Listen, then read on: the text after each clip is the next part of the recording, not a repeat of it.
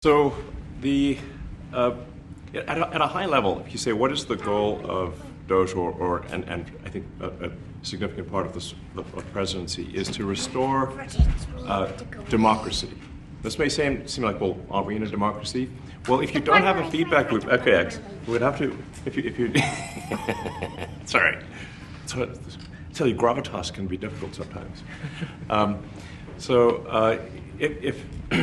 If there's not a good feedback loop from the people to the government, and if you have rule of the bureaucrat, or if the bureaucracy is in charge, and then what meaning does democracy actually have?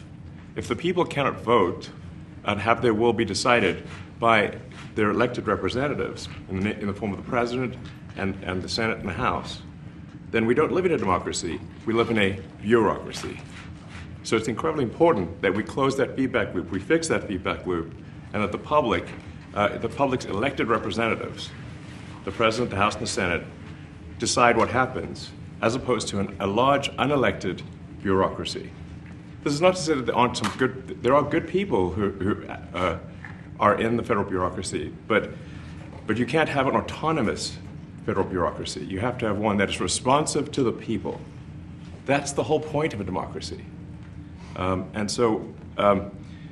if you looked at this, if you looked at the founders today and said, what do you think of the way things have turned out? Well, we have this unelected, fourth unconstitutional branch of government, which is the bureaucracy, which has, in a lot of ways, currently more power than any elected representative. And this is not something that people want, and it does not match the will of the people. So it's just something we've got to fix. And then we've also got to address the deficit. So we've got a $2 trillion deficit, and if we don't do something about this deficit, the country's going bankrupt. I mean, it's really astounding that the interest payments alone on the national debt exceed the Defense Department budget, which is shocking because we spend a lot of money on defense. But if that just keeps going, we're essentially going to bankrupt the country. So what I really want to say is, like, it's not optional for us to reduce the federal expenses. It's essential. It's essential for America to remain solvent as a country, and it's essential for America to have the resources necessary to provide things to its citizens and not simply be servicing vast amounts of debt. And also, could you mention some of the things that your team has found, some of the crazy numbers, including the woman that walked away with about $30 million, right, etc.? Well, we do find it sort of rather odd that there are quite a few people in the bureaucracy who have ostensibly a salary of a few $100,000, but somehow manage to accrue tens of millions of dollars in net worth while they are in that position, which is, what happened at USAID. We're just curious as to where it came from. Maybe they're very good at investing, in which case we should take their investment advice, perhaps. But there seems to be mysteriously they get wealthy. We don't know why. Where does it come from? And I think the reality is that they're getting wealthy at the taxpayer expense. That's the honest truth of it. So, we're looking at, if you look at, say Treasury, for example, basic controls that should be in place, that are in place in any company, such as making sure that any given payment has a payment categorization code, that there is a comment field that describes the payment, and that if a payment is on the do not pay list, that you don't actually pay it. None of those things are true currently. So the reason that departments can't pass audits is because the payments don't have a categorization code. It's like just a massive number of blank checks just flying out the building. So you can't reconcile blank checks.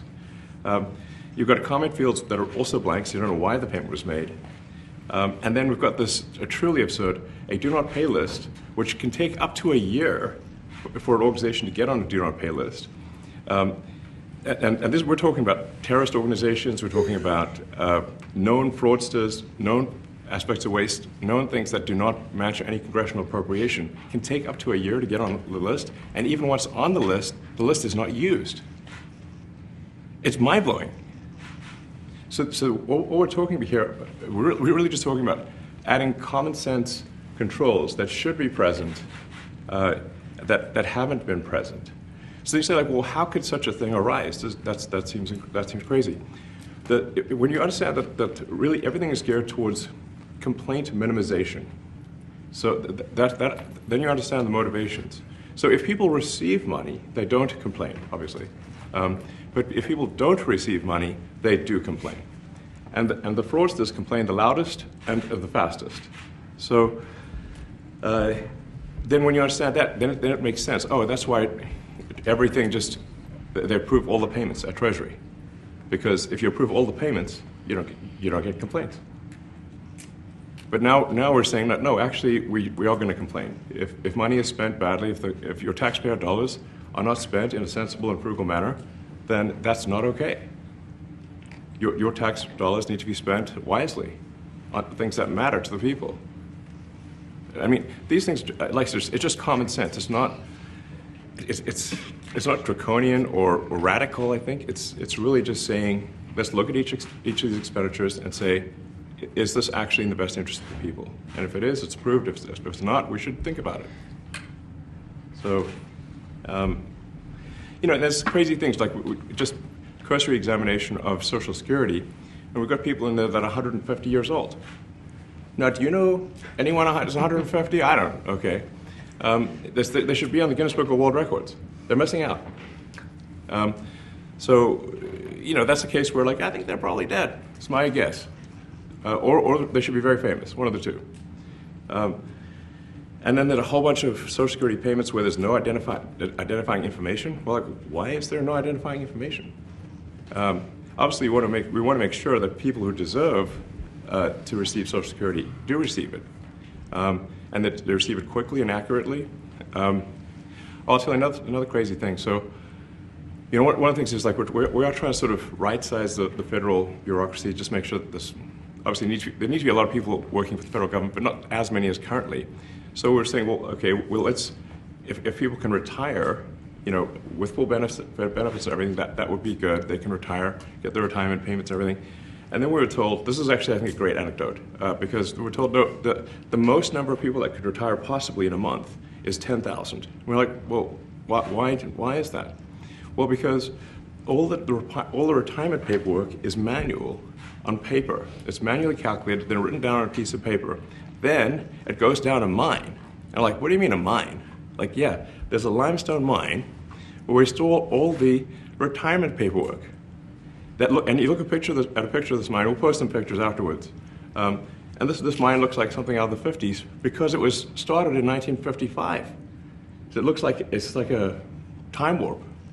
And then the speed, the limiting factor is the speed at which the mine shaft elevator can move determines how many people can retire from the federal government. And the elevator breaks down sometimes, and then nobody can retire. Doesn't that sound crazy? There's 1,000 people that work on this. So I think if we take those people and say, you know what, instead of working in a mine shaft and carrying manila envelopes to boxes in a mine shaft, you could do practically anything else, and you would add to the goods and services of the United States in a more useful way.